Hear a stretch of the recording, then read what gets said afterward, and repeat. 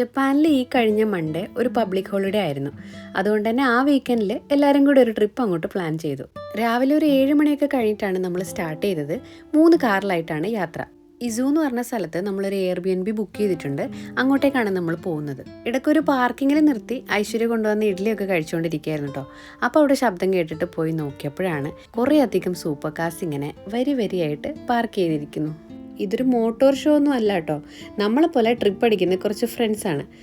നമ്മളെപ്പോലെ അല്ല, മെക്ലാരനും ഫെരാരിയും ഒക്കെ കൊണ്ട് ട്രിപ്പ് അടിക്കുന്ന കുറച്ച് റിച്ച് ആയിട്ടുള്ള ഫ്രണ്ട്സാണ്. വേദു അടക്കമുള്ള കാർ ഭ്രാന്തന്മാർക്ക് ഇതൊരു അടിപൊളി ചാൻസ് ആയിരുന്നു. അതുകൊണ്ട് അവിടുന്ന് പറ്റാവുന്നത്ര ഫോട്ടോസും വീഡിയോസൊക്കെ എടുത്തിട്ടാണ് നമ്മൾ വീണ്ടും യാത്ര സ്റ്റാർട്ട് ചെയ്തിട്ടുള്ളത്. നമ്മുടെ കൂട്ടത്തിലുള്ള കുറച്ച് പേര് നാട്ടിലേക്ക് തിരിച്ചു പോവാണ് കേട്ടോ.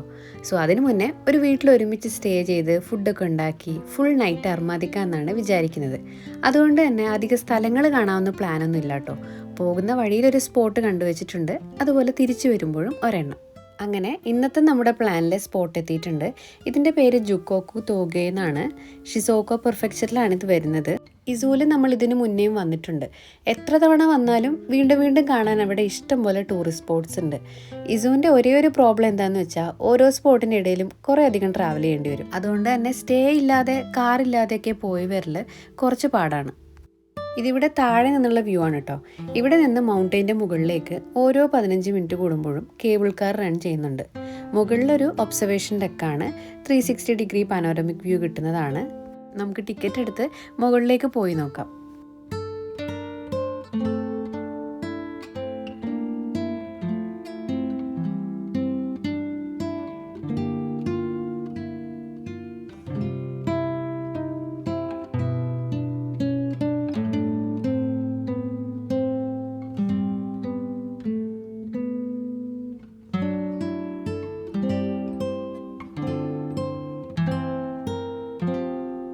കേബിൾ കാറിന് ഇറങ്ങുന്നതിന് മുന്നേ തന്നെ ഇമാതിരി കിടിലൻ വ്യൂ ആണ് കേട്ടോ. നമ്മുടെ കാറൊക്കെ പാർക്ക് ചെയ്തിരിക്കുന്നതാണ് ആ കാണുന്നത്.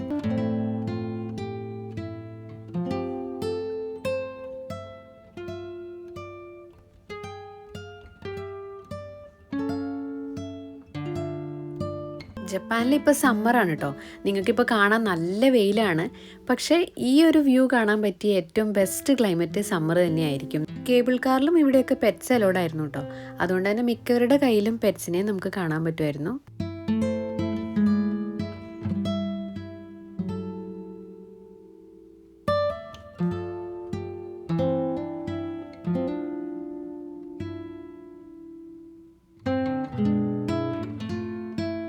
ഇതിൻ്റെ ഓരോ ഭാഗത്തും നമുക്ക് ഫോട്ടോ എടുക്കാൻ പറ്റിയ സ്പോട്ടുകളുണ്ട്. അതേപോലെ ഓരോ ഭാഗത്തു നിന്ന് നോക്കുമ്പോഴും നമുക്ക് ഓരോ കാഴ്ചകളാണ് കാണാൻ പറ്റുക. മൗണ്ട് ഫ്യൂജിയും ഇസു പെനിൻസുലയൊക്കെ ഇവിടെ നിന്ന് കാണാൻ പറ്റും. നമ്മൾ വെയിൽ കൊണ്ട് കരിഞ്ഞു എന്നൊക്കെ തോന്നുമ്പോൾ നമുക്ക് കയറിയിരിക്കാൻ പറ്റുന്ന എയർ കണ്ടീഷൻഡ് ആയിട്ടുള്ള ഒരു കഫേയാണ് കേട്ടോ ആ സൈഡിൽ കാണുന്നത്.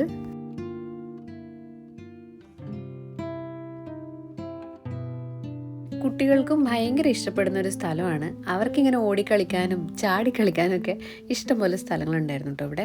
ശരിക്കും പറഞ്ഞാൽ ഈ വാൾപേപ്പറിലൊക്കെ കാണുന്നത് പോലത്തെ സീനറി ആയിരുന്നു ഏത് ഭാഗത്ത് നോക്കിയാലും. അങ്ങനെ കുറേ സമയം ഇവിടെ ഫോട്ടോസൊക്കെ എടുത്തിട്ട് വീണ്ടും താഴേക്ക് തന്നെ പോവാണ്. അപ്പോഴേക്കും ഉച്ചയായിട്ടുണ്ട് കേട്ടോ. അപ്പോൾ ഇനി നമുക്ക് ഫുഡ് കഴിക്കണം. അതിന് വേണ്ടിയിട്ട് ഒരു ഇന്ത്യൻ റെസ്റ്റോറൻറ്റ് ഈ വഴിയിൽ തന്നെ കണ്ടുപിടിച്ചിട്ടുണ്ട്. നമുക്ക് നേരെ അങ്ങോട്ടേക്ക് പോവാം. ഈ വഴിയിലൂടെയൊക്കെ പോകുമ്പോൾ നമ്മൾ വയനാട്ടിലൊക്കെ ട്രാവൽ ചെയ്യുന്നത് പോലെ തന്നെ തോന്നിയായിരുന്നു. ചെറിയ ചുരങ്ങളൊക്കെ ആയിട്ടായിരുന്നു. നല്ല ഭംഗിയുള്ളൊരു വഴിയായിരുന്നു. അത്താമി എന്ന് പറഞ്ഞ സ്ഥലത്ത് നിന്നാണ് നമ്മൾ ഈ ഫുഡ് കഴിച്ചിട്ടുണ്ടായിരുന്നത്. അതിൻ്റെ തൊട്ടിപ്പുറത്ത് പാർക്കിങ്ങിൻ്റെ അടുത്ത് തന്നെ ബീച്ചായിരുന്നു കേട്ടോ. അപ്പോൾ അത് ജസ്റ്റ് ഒന്ന് കണ്ടു. എന്നിട്ട് വീണ്ടും നമ്മൾ യാത്ര കണ്ടിന്യൂ ചെയ്തു. ഞങ്ങളെല്ലാവരും കൂടെ ഏകദേശം 20 പേരോളം ഉണ്ട്. അപ്പോൾ ഇത്രയും പേരെ അക്കോമഡേറ്റ് ചെയ്യാൻ പറ്റുന്ന ഒരു Airbnb ആണ് ബുക്ക് ചെയ്തിട്ടുള്ളത്. കവാന ബീച്ചിൽ നിന്ന് ജസ്റ്റ് നടക്കാനുള്ള ദൂരത്തിലാണ് കേട്ടോ നമ്മൾ Airbnb. അപ്പോൾ അതുകൊണ്ട് തന്നെ വേറെ എവിടെയും സമയം കളയാതെ നമ്മൾ നേരെ അങ്ങോട്ടേക്ക് പോവാണ്. ഇരുട്ടുന്നതിന് മുന്നേ ബീച്ചൊക്കെ ഒന്ന് പോയി കാണണ്ടേ. ഫൈനലി നമ്മുടെ സ്ഥലത്ത് എത്തിയിട്ടുണ്ട് കേട്ടോ. പുറത്തുനിന്ന് കാണുന്നത് പോലെ ഒരു സാധാരണ വീടല്ല കേട്ടോ ഉള്ളിൽ. അത് ഞാൻ അടുത്ത വീഡിയോയിൽ കാണിച്ചു തരാം. ഇന്നത്തെ വീഡിയോ ഇഷ്ടപ്പെട്ടിട്ടുണ്ടാവും എന്ന് വിചാരിക്കുന്നു. സെക്കൻഡ് പാർട്ടുമായിട്ട് കാണാം. Good bye.